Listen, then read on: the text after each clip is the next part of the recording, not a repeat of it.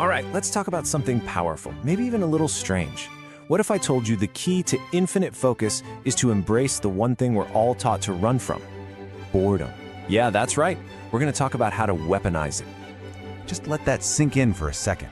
Every single app, every notification, every time you endlessly scroll, that's a bid for your most valuable asset, your attention. It's like you're in this constant digital auction, and your focus, it's being sold off to companies who want to shape what you do and even how you think.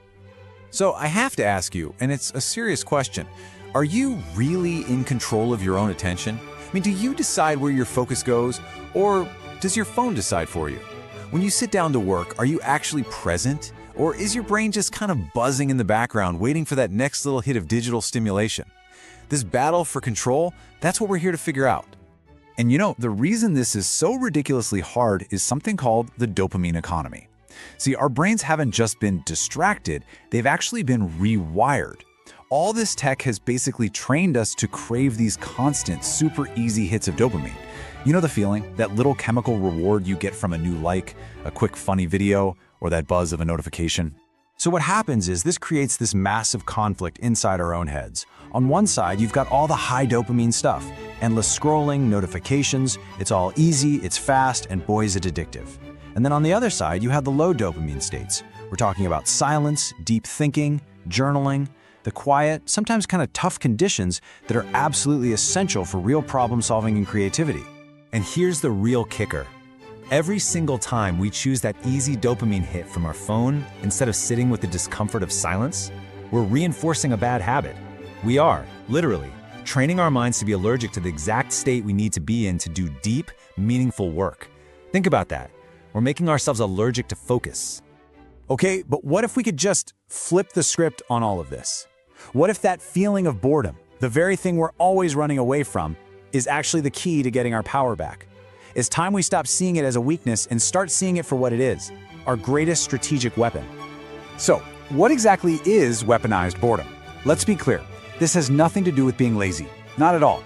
It's an active, totally intentional practice of starving your brain of all that cheap dopamine.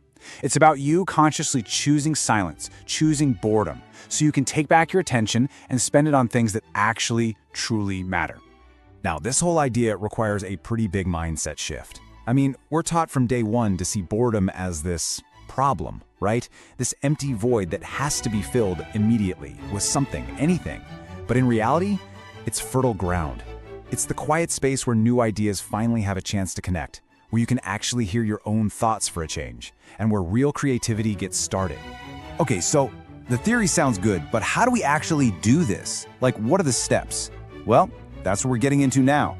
This is the practical guide to forging what you might call a sovereign mind, a mind that you and nobody else are in complete command of.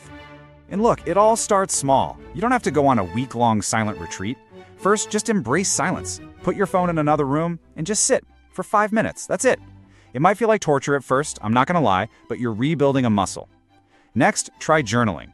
It's a great way to put your thoughts on paper without some algorithm trying to guide them. And finally, engage in some real deep thinking.